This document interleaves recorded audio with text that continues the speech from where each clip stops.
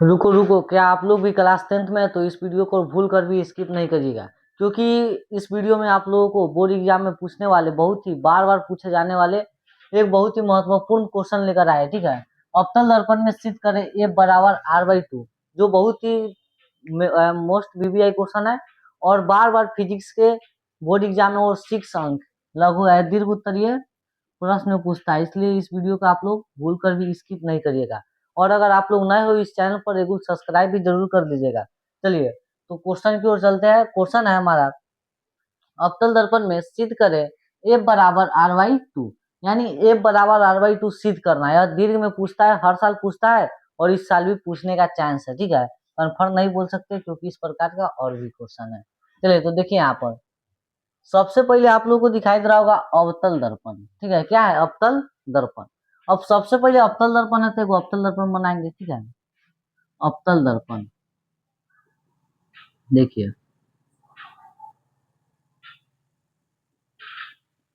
ये हमारा क्या हो गया? अवतल दर्पण। अवतल दर्पण किसे कहते हैं? तो जिसका जो ये भाग होता है परावर्तक सतह धंसा हुआ। ठीक है, देखिएगा तो ये क्या है? धंसा हुआ है, यानी कौन दर्पण है? अवतल दर्पण। अब इसी दर्पण की सहायता से हम सिद्ध करेंगे एफ बराबर r/2। ठीक है, एफ बराबर r/2। अब पता होगा अवतल दर्पण के, तो यहाँ पर एगो बीच में रेखा होता है, इसको क्या बोलते हैं? बीच में जो रेखा होता है उसको क्या बोलते हैं? प्रधान अक्ष। ठीक है, इसको बोलते हैं प्रधान अक्ष या मुख्य अक्ष। प्रधान अक्ष या मुख्य अक्ष। ठीक है, प्रधान अक्ष या मुख्य अक्ष।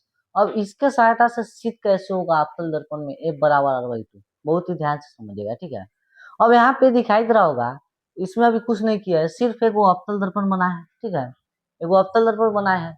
इसके बाद इसके बीच में जो रेखा होता है इसको हम क्या प्रधान अक्ष खींच लिए। ठीक है, और इसमें आप लोगों को पता होगा कि जो यहाँ पे बिंदु होता है अवतल दर्पण पे, इसको ध्रुव कहते हैं। इसको क्या बोलते हैं? ध्रुव बोलते हैं। ध्रुव कहने का मतलब पी। ठीक है, ध्रुव को क्या चीज से सूचित करते हैं? पी से। ठीक है, और जब अवतल दर्पण के प्रधान अक्ष के समांतर, ठीक है, प्रधान अक्ष के समांतर कोई किरण जाएगा। ठीक है, जब प्रधान अक्ष के समांतर कोई किरण जाता है तो परावर्तन के बाद क्या चीज से होकर गुजरता है? परावर्तन के बाद फोकस से होकर गुजरता है। ठीक है, क्या चीज से होकर गुजरता है? फोकस से। ये सब मिटा देते क्योंकि ये सब आप लोग पढ़े होंगे, नाम नहीं रहने देते, सिर्फ यहाँ पे मेन चीज है उसको। चलिए, यहाँ पे कोई वस्तु है ए बी। ठीक है, ए बी आपतित किरण, मान लीजिए किरण जा रहा है। ठीक है, ये आपतित किरण जा रहा है ए बी, और ये परावर्तन यानी टकराने के बाद क्या चीज से होकर गुजर रहा है? फोकस यानी एफ से होकर गुजर रहा है। अब यहाँ पे दिखाई दे रहा होगा आप लोगों को, यहाँ पे परावर्तन हो रहा है। परावर्तन में पढ़े होंगे कि प्रकाश की किरण जब कोई परावर्तक सतह पर पड़ता है तो पुनः उस माध्यम में लौट जाता है। तो बीच में क्या बनता है? अभिलंब, यानी इसके भी बीच में वो क्या बनेगा? इसके भी बीच में एक अभिलंब बनेगा। ठीक है, इसके भी बीच में क्या बनेगा? अभिलंब बनेगा। और ये जो अभिलंब जिस प्रधान अक्ष से जिस बिंदु से गुजरेगा उसको हम बोलते हैं वक्रता केंद्र, यानी सी। ठीक है, क्या बोलते हैं इसको? वक्रता केंद्र यानी सी। यहाँ तो कोई दिक्कत नहीं होना चाहिए आप लोगों को। चलिए देखिए, यहाँ पर इसमें अभी कुछ नहीं किया है। मान लेते हैं एम, दर्पण का नाम दे दीजिए एम, एम एन। ठीक है, एम एन मान लीजिए दर्पण है। ठीक है, अब यहाँ पे दर्पण में दिखाई दे रहा होगा आप लोगों को, यहाँ पे ये हो गया इसका प्रधान अक्ष, और यहाँ से एक आपतित किरण है, और परावर्तन के बाद क्या चीज से होकर गुजरता है? फोकस से होकर गुजरता है। और ये परावर्तन का नियम फॉलो कर रहा है, इसलिए बीच में एक क्या होगा? अभिलंब होगा। और जो अभिलंब गुजरता है प्रधान अक्ष के जो रेखा से, उसको क्या बोलते हैं? वक्रता केंद्र, जिसको सी से सूचित करते हैं। और यहाँ पे बीच में यहाँ पे क्या रहता है? ये दोनों को मिलाने वाली यहाँ पे बीच में ध्रुव रहता है। ठीक है, ये क्या हो गया?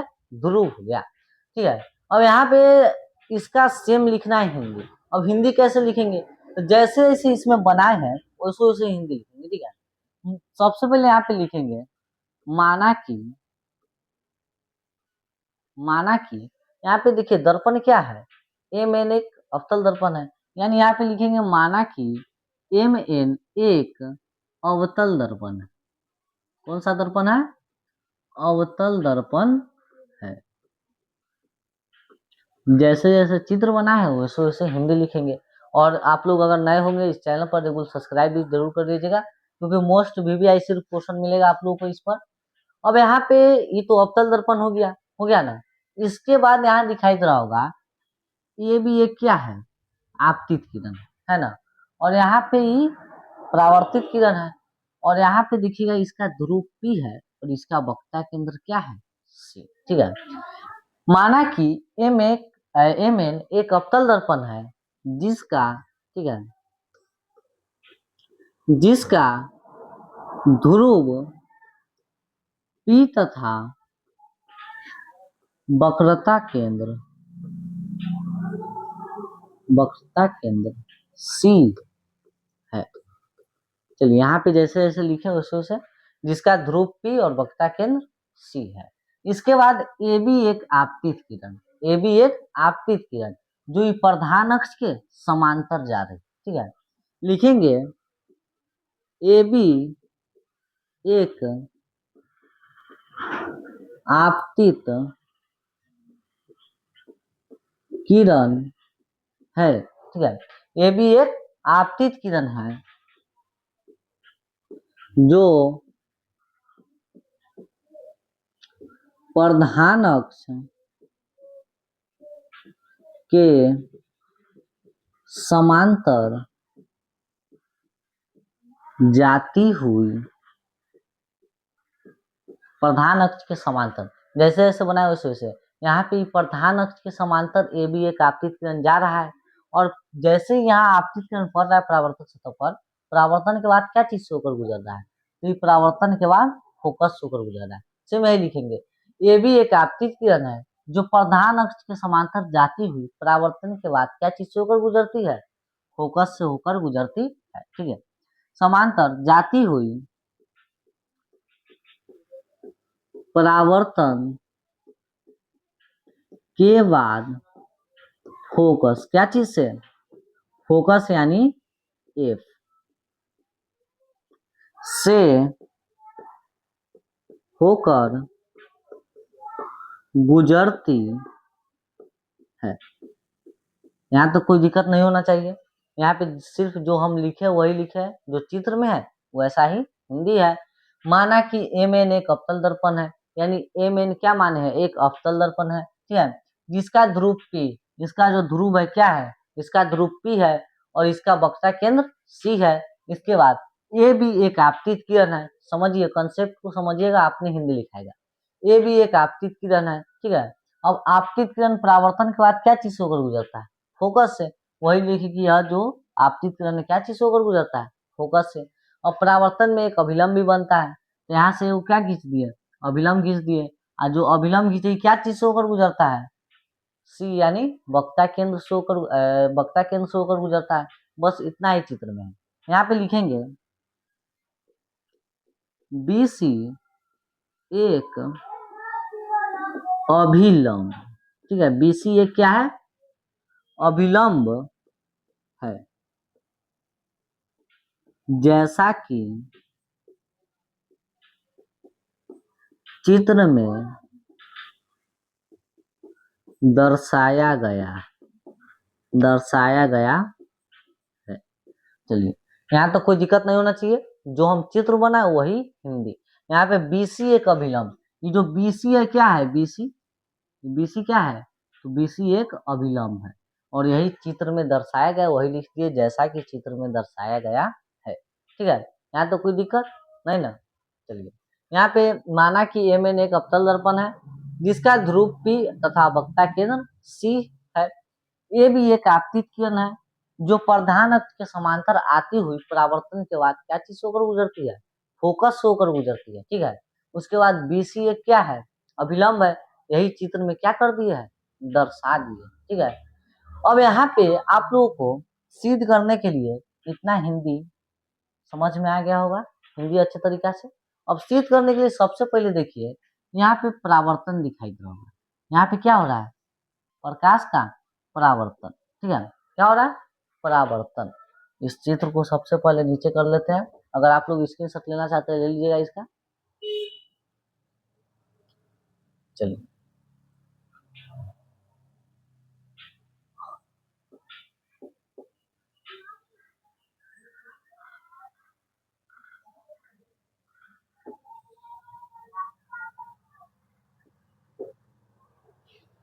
यहाँ तक हो गया।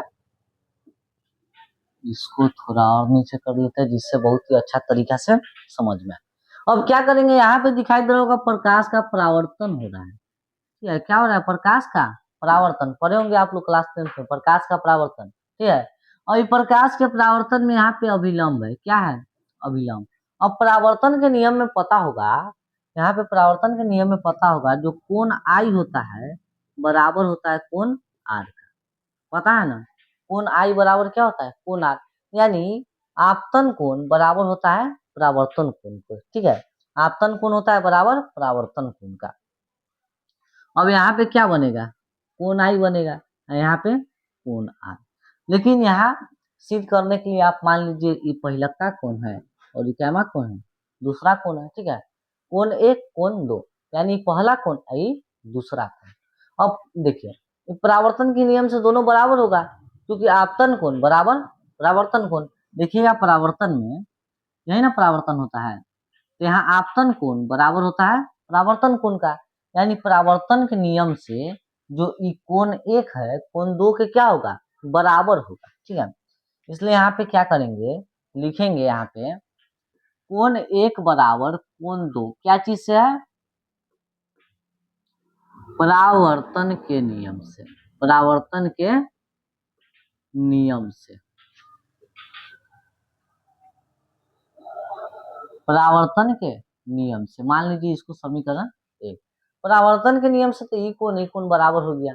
अब यहाँ पे आप गौर से देखिएगा, यहाँ पे दिखाई दे रहा होगा जेड की आकार का एक आता होगा, है ना, यहाँ पे है ना, देखिए, यानी यहाँ पे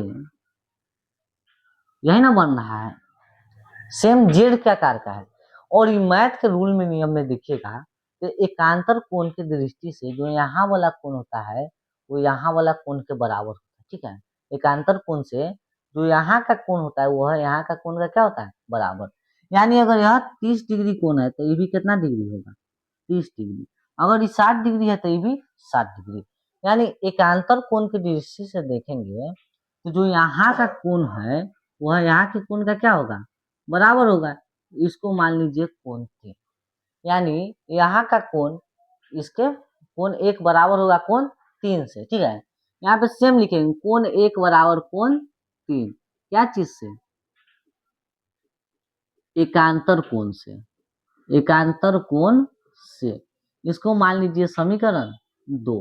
देखिए अब यहाँ पे एकांतर कोण से याद रखिएगा, ये परावर्तन के नियम से ही दोनों बराबर है, कोण एक और कोण दो परावर्तन के नियम से, और कोण एक और कोण तीन क्या चीज से, एकांतर कोण के नियम से बराबर है। ठीक है, एकांतर कोण से यानी यहाँ का कोण और यहाँ का कोण आपस में बराबर है।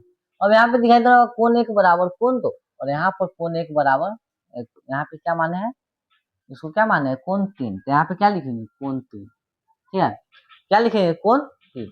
अभी क्या चीज से बराबर हो गया, एकांतर कोण की दृष्टि से। अब यहाँ समीकरण एक है, इस समीकरण दो। ठीक है, यहाँ लिखेंगे समीकरण एक और दो से, समीकरण एक और दो से, समझिए आप, समीकरण एक और दो से, यानी पहला समीकरण और दूसरा समीकरण से चलेंगे अब। और पहला समीकरण में भी कोण एक बराबर कोण दो से, और दूसरा समीकरण में भी कोण एक बराबर कोण तीन से। ठीक है, यानी यहाँ पे हम लिख सकते हैं कोण दो बराबर कोण तीन। अभी कैसे आएगा, तो देखिए कोण एक बराबर कोण दो और कोण एक बराबर कोण तीन। ठीक है ना, यानी कोण एक है जो कोण दो का भी बराबर है, यानी जितना कोण एक का मान है उतना कोण दो का मान भी है, और जितना कोण एक का मान है उतना किसका, कोण तीन का मान भी है। ठीक है, इसलिए हम लिख सकते हैं यहाँ पे ये दोनों आपस में क्या है, बराबर। इसे मान लीजिए यहाँ पे 6 है। ठीक है, अब यहाँ पर भी क्या है, 6, और ये कोण एक क्या है, 6, और ये भी दोनों भी आपस में बराबर है ना, तो ये भी क्या होगा, ये भी 6 होगा, क्योंकि दोनों आपस में क्या है, बराबर। और जब ये दोनों आपस में बराबर है तो ये भी दोनों आपस में क्या होगा, बराबर होगा। इसलिए यहाँ पे लिखे कोण दो बराबर कोण तीन। ठीक है, अब यहाँ पे हो गया कोण दो बराबर कोण तीन, और कोण दो बराबर कोण तीन। अब यहाँ पे देखिएगा त्रिभुज, त्रिभुज दिखाई दे रहा होगा, एक सेकंड रुक जाइए, देखिए अच्छा से त्रिभुज दिखा रहे हैं। यहाँ पे दिखाई दे होगा आप लोगों को एक त्रिभुज, देखिए है त्रिभुज,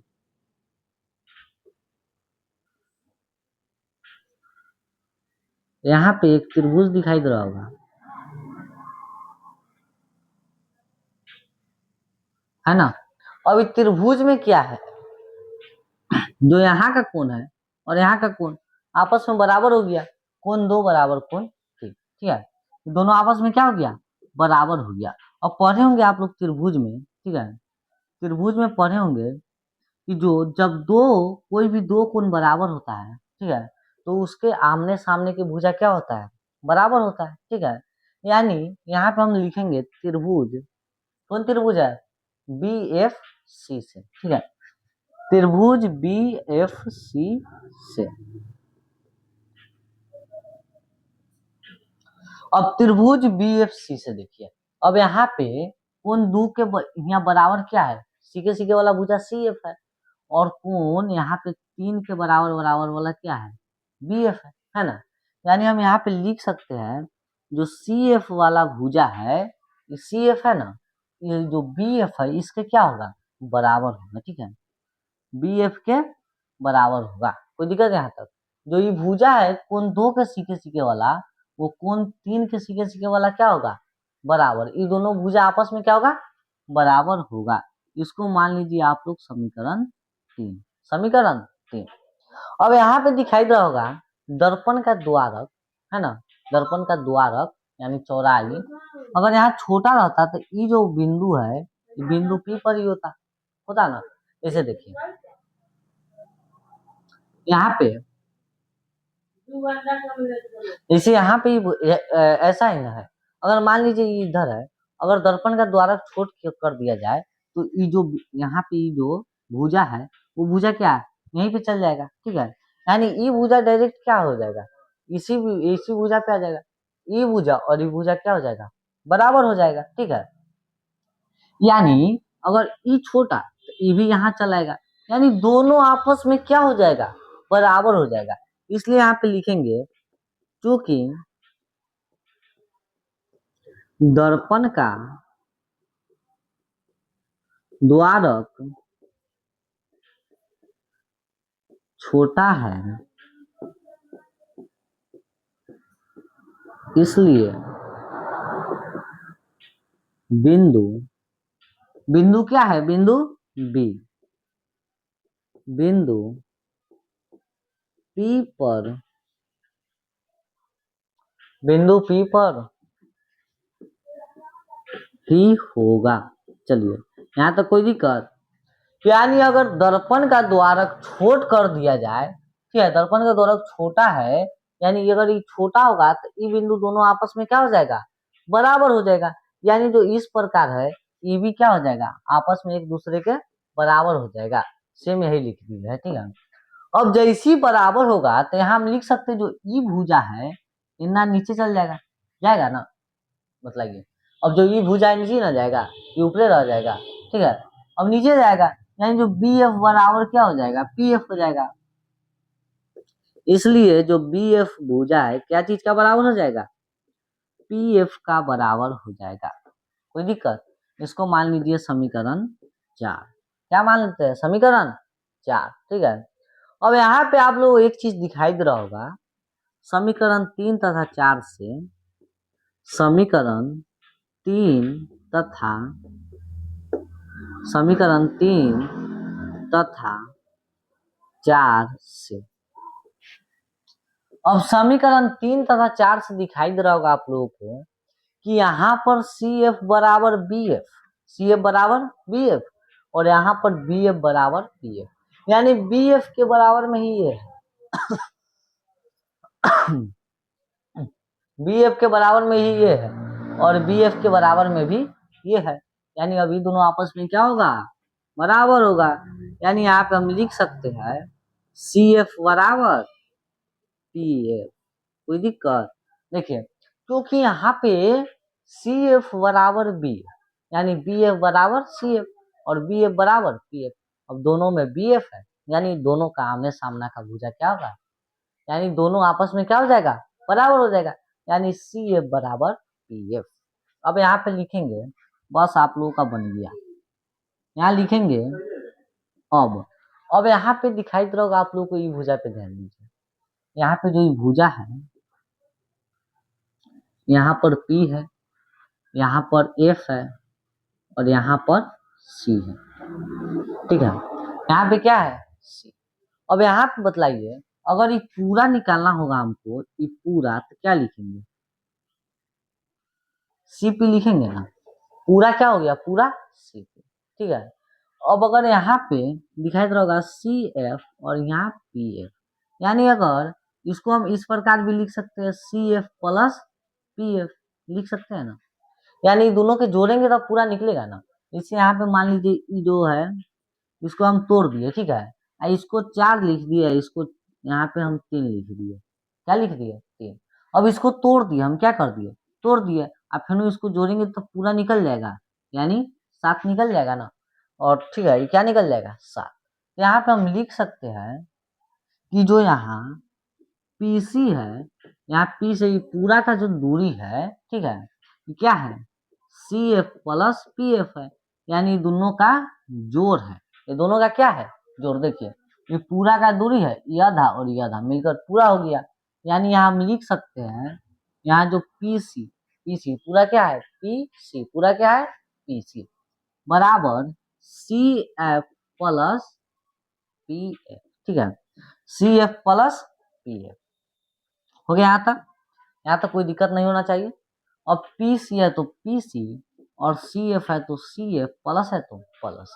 अब PF यहाँ पे देखिए सिद्ध किए थे, PF का बराबर ही क्या होता है, CF होता है ना, यानी PF के जगह पे क्या लिख सकते हैं, CF लिख सकते हैं।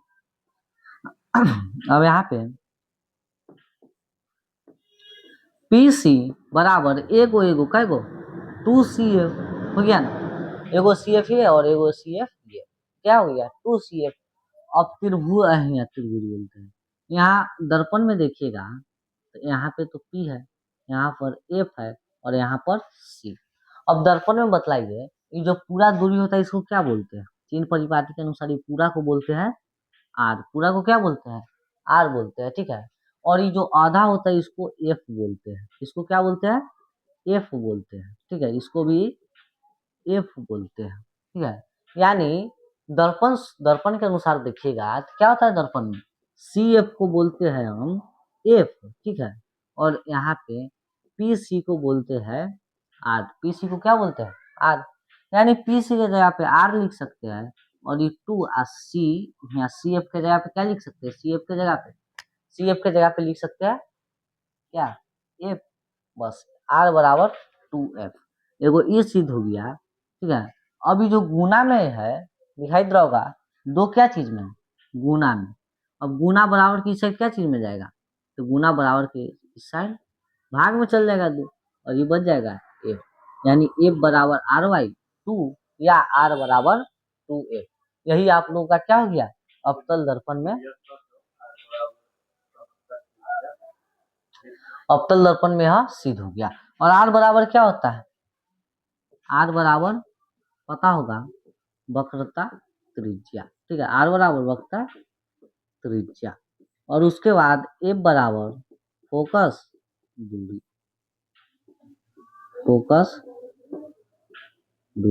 ठीक है। क्या होता है F बराबर फोकस दूरी, यहाँ पे सिद्ध हो गया है कि जो फोकस दूरी होती है वक्रता त्रिज्या की क्या होती है, आधी होती है, ठीक है, फोकस दूरी वक्रता त्रिज्या की आधी होती है, ठीक है।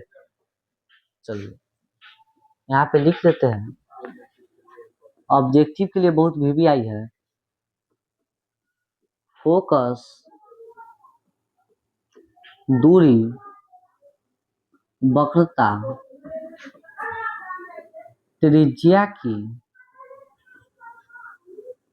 आधी होती है, ठीक है, यानी F बराबर R/2 या R बराबर 2F, ये दोनों में से कोई लिख दीजिएगा, सही हो जाएगा। सब्जेक्टिव में भी पूछा गया है क्वेश्चन 1-2 नंबर वाला में कि अवतल दर्पण में फोकस दूरी और वक्ता त्रिज्या के बीच क्या संबंध है। ठीक है, अवतल दर्पण में फोकस दूरी और वक्ता त्रिज्या के बीच क्या संबंध है। यही संबंध है कि जो फोकस दूरी होती है वक्ता त्रिज्या की आधी होती है। ठीक है, और इसी तरह का वीडियो आप लोगों के बीच आता रहेगा। और ये आप लोगों का जो क्वेश्चन था, अवतल दर्पण में सिद्ध करें F बराबर आर वाई। ठीक है, एक स्क्रीनशॉट ले लीजिए पूरा का, और यहाँ पे आप लोग को दिखा देते हैं। जो क्वेश्चन था, अवतल दर्पण में सिद्ध करें एफ बराबर आर बाई टू, यह आप लोगों का सिद्ध हो चुका है। और इसके बाद आप लोगों को और भी मोस्ट वीवीआई क्वेश्चन आते रहेगा इसी यूट्यूब चैनल पर। Online coaching classes YouTube channel पर आप लोगों को और इसी प्रकार का वीवीआई क्वेश्चन, सिर्फ मोस्ट वीवीआई क्वेश्चन आते रहेगा। इसलिए आप लोग अगली वीडियो का जरूर इंतजार करिएगा। और अगर आप लोग नए हैं तो इस चैनल को जरूर से जरूर सब्सक्राइब भी कर लीजिएगा। चलिए, धन्यवाद।